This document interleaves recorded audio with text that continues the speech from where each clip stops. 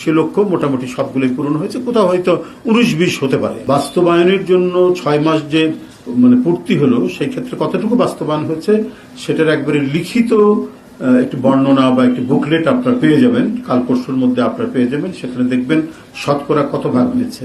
সেই ক্ষেত্রে আমি বলবো শতকরা এই যে লক্ষ্য পূরণ, যেটা 6 মাসের মধ্যে টোটাল যে অঙ্গীকার বা ম্যানিফেস্টের কত অংশ হয়, সেই অংশ অনুযায়ী 6 মাসের যে লক্ষ্য, সে লক্ষ্য মোটামুটি সবগুলোই পূরণ হয়েছে, কোথাও হয়তো 19-20 হতে পারে। হ্যাঁ, কোথাও হয়তো 100% না হলেও সেখানে 95%, 90% হচ্ছে, কোথাও 100% হয়েছে।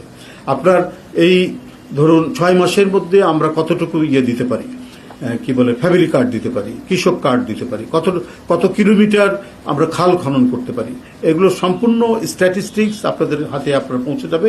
তো আমি আপনাদের বলবো যে এটি 6 মাসের যে লক্ষ্য, সেই লক্ষ্যটা অধিকাংশ যে কর্মসূচি, সেই কর্মসূচিগুলো যেটি আমাদের ম্যানিফেস্টোতে যেটি উল্লেখ আছে, যেটি অঙ্গীকার করা হয়েছে নির্বাচনের প্রাক্কালে, সেগুলো অধিকাংশই পূরণ হয়েছে। এবং এটা কারণ সরকার তো 6 মাসের মধ্যে একটা প্রস্তুতি নিতেও তো একটা সময় লাগে। প্রস্তুতি পর্ব বা কর্মসূচিগুলো জোরালো গতিতে এগিয়ে নিয়ে যাওয়ার জন্য যে একটা রান আপ করতে হয়, সেই রান আপের সময় যায় 6 মাস, 1 বছর।